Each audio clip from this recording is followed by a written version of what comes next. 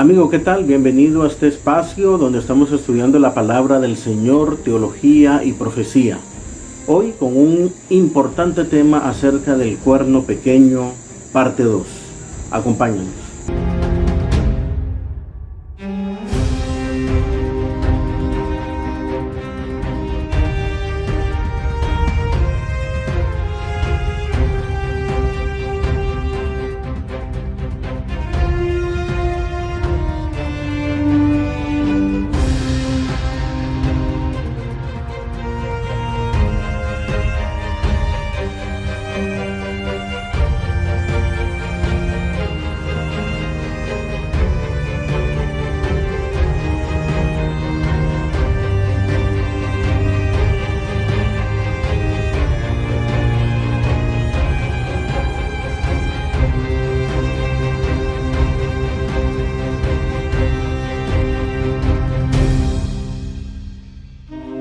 La Biblia nos dice en Daniel capítulo 7 acerca de las 4 grandes bestias que suben del mar. Acerca de la última nos dice que esta era espantosa, era terrible y en gran manera fuerte. Devoraba, desmenuzaba y lo que le sobraba hollaba con sus pies. Era diferente a las demás bestias y tenía 10 cuernos. Daniel 7:8 nos dice allí el profeta que mientras él contemplaba los 10 cuernos, vio que otro cuerno pequeño crecía. Y delante de él, o sea, de este cuerno, fueron derribados 3 cuernos. ¿Qué significa todo esto? Cuando nos habla de cuernos, son reinos, son reyes, son potencias. Llegaron a ser potencias los que se conocen que poblaron Europa. Históricamente se ha conocido a esos 10 cuernos como los érulos, vándalos, ostrogodos, visigodos, lombardos, suevos, anglosajones, francos, alimanis, entre otros. Y nos dice aquí la profecía que se levanta un cuerno pequeño. Este cuerno pequeño tiene una connotación religiosa. Veíamos en el video anterior que sale de la 4ª bestia, que es Roma. Ahora, ¿qué significan esos 3 cuernos? Los 3 cuernos que caen, históricamente se ha conocido que son los érulos, los vándalos y los ostrogodos. Estos tenían una particularidad, tenían algo en común, que eran tribus arrianas. Arrio fue un obispo de Alejandría en el siglo IV, el cual creía que nuestro Señor Jesucristo no era divino, era un semidios. Y pululaba más la parte de hombre. Ahora, estas creencias erradas, junto con la invasión que habían hecho estas tribus bárbaras, no dejaban que el obispo de Roma asumiera el poder. Por eso era necesario que fueran destruidas. Y nos dice la historia que el rey de los ostrogodos se llamaba Teodorico. Este Teodorico tenía tanta influencia y tanto poder que en cierta ocasión había mandado al Papa Juan I para que fuese al emperador de Constantinopla, el emperador de Oriente, para que le dijera que no atacara más a los arrianos. Como aquel Papa no pudo hacer bien el cometido, nos dice la historia que aquel rey Teodosio, que era el rey de este reino de los ostrogodos, lo mandó al exilio, donde murió. Ya se imaginan tanto poder que tenían los ostrogodos. Pero los ostrogodos cayeron. Nos dice la Biblia que fueron los últimos que cayeron en el 538 después de Cristo, pero para que ellos caigan primero en el 493-494, ellos mismos derriban a los érulos, que también era una tribu de estas bárbaras, arrianas. Y en el 534 nos habla de un emperador llamado Justiniano. Él debilita, derrumba, destruye a lo que son la otra tribu bárbara que se oponía a Roma, que fueron los vándalos. Érulos, 493, 494, se dice que cayeron por los ostrogodos. los vándalos en el 534 por Justiniano y los mismos ostrogodos también con Justiniano. No cayeron en ese año, pero fueron debilitados en el 538 y finalmente desaparecieron en el año 555 después de Cristo.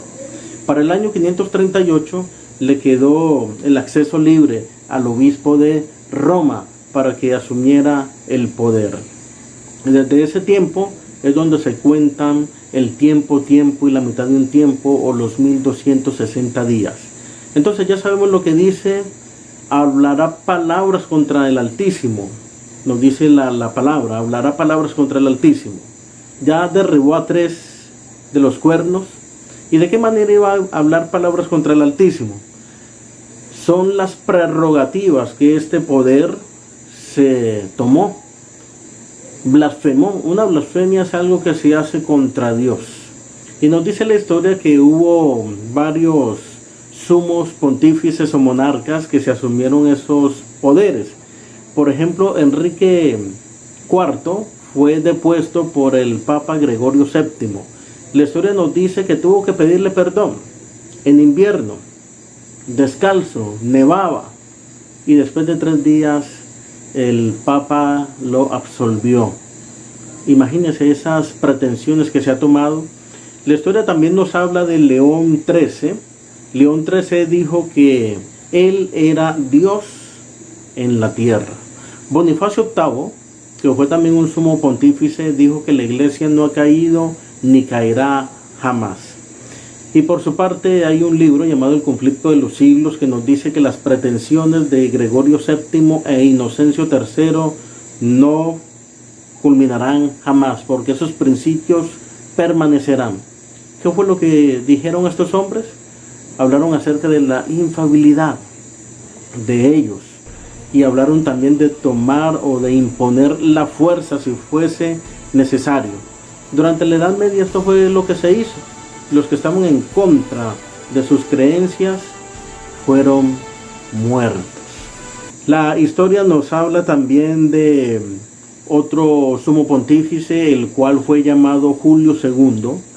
Acerca de este papa, se cuenta que en el quinto concilio de Letrán, alguien le dijo, adulándolo: tú eres el pastor, eres el maestro, eres el gobernante, eres el Señor, eres Dios en la tierra. Y dice que él no lo reprendió, aceptó esas alabanzas que le estaban dando. Lo llamó Dios en la tierra a este hombre llamado Julio II. Y llama la atención que antes de ser papa, Julio II era un jefe militar, era un estadista. Y se dice que había ido a un lugar que se llamaba Bolonia a hacer una incursión militar. Era un sumo pontífice que andaba armado. Y así aceptó esa prerrogativa de ser llamado el vicario de Dios. Entonces hablará palabras contra el Altísimo. Ya lo vemos aquí, ya derribó a 3, los vándalos ostrogodos, ya está en el poder. A los santos del Altísimo quebrantaría. ¿Cómo se cumplió esto? El poder político religioso de Roma durante la Edad Media y después de la Edad Media ha perpetuado muchas masacres. Y eso lo dice la historia. En la Edad Media murieron 2 hombres, uno llamado Hus Jerónimo de Bohemia, Juan Hus, acerca de la palabra del Señor, por guardar la palabra del Señor, por predicar la palabra del Señor. Otro fue perseguido, famoso Lutero, lo que fue Calvino también, Wycliffe, el lucero de la Reforma igualmente. Y nos habla también la historia de aquellos líderes de Francia como Luis de Berquín, como Lefebvre, como Farel. Y qué decir de los valdenses del Piamonte, de los albigenses de Francia y de los hugonotes. La historia de la Revolución Francesa nos dice que en cierta ocasión, llamada aquella masacre de San Bartolomé, murieron 70,000 personas. ¿Y cuál era el pecado de ellos? Los llamaron herejes solamente por leer la palabra y por tener a Dios de primero y por no conformarse a que le cambiaran la palabra como lo hacía el poder político religioso o el cuerno pequeño. Entonces los santos fueron quebrantados, se levantaron muchas hogueras, muchos fueron masacrados. La historia sí lo corrobora, lo que hizo este cuerno pequeño. Y también pensaría cambiar los tiempos y la ley. ¿Qué es lo que quiere decir esto de cambiar los tiempos y la ley? El que muda los tiempos y las edades es nuestro Señor Jesucristo. Él hace todas las cosas a su tiempo. Cuando su madre le dijo no tienen vino, él dijo no ha llegado mi tiempo. Él al tiempo nació en Belén, nos dice Gálatas 4:4, a su tiempo fue bautizado, a su tiempo murió. Todo lo tenía ya a su tiempo. Al llegar al cumplimiento del tiempo, dice Gálatas capítulo 4, versículo 4, Dios vino nacido de mujer y nacido bajo la ley.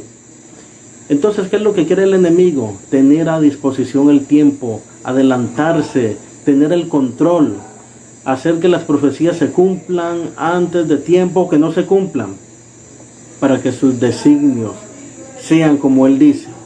Y recordemos que los tiempos van a ser acortados por causa de los elegidos, y el que va a hacer eso es Dios, que todo lo puede. Entonces el enemigo quiere controlar, pero no va a poder. Y también otra de las cosas que hace el cuerno pequeño es pretender cambiar la ley. Recordemos los 10 mandamientos: no tendrás dioses ajenos delante de mí, no te harás imagen, no tomarás el nombre de Dios en vano, acuérdate del día sábado para santificarlo. Honra a tu padre y a tu madre, no matarás, no cometerás adulterio, no hurtarás, no codiciarás. Nos dice allí, no levantarás falso testimonio, el 9, y no codiciarás el 10. El 4 mandamiento sábado fue cambiado. En lugar de ese se puso aquel mandamiento que dice, santificarás las fiestas. Y el 10 mandamiento fue dividido. Todo esto lo ha querido hacer el enemigo, quebrantando el 4 mandamiento sábado, que es vigente. El cuerno pequeño está detrás de todo esto, y los poderes del mundo también. En un próximo estudio vamos a ver lo que se va a hacer, porque se va a imponer que se adore en un día especial, en un día que se ha designado. Y los principios, recordemos que de Gregorio VII e Inocencio III se van a cumplir. Y nos sigue diciendo la palabra, hablará palabras contra el Altísimo, el cuerno pequeño, y a los santos del Altísimo quebrantará, y pensará cambiar los tiempos y la ley, y serán entregados en su mano por tiempo, tiempos y medio tiempo. Tiempo, tiempos y medio tiempo, ese es el periodo que suma 42 meses. 42 por 30, porque un mes tiene 30 días, da 1260 días. Según el principio día por año, son 1260 años, que van desde el 538, cuando se pone el obispo de Roma, sin tener nada que se interponga, desde el 538 hasta el año de 1798, se cumplieron los 1260 años. En ese periodo, doctrinas como el purgatorio, el infierno, indulgencias, veneración a los santos, fueron afianzadas por el poder político religioso.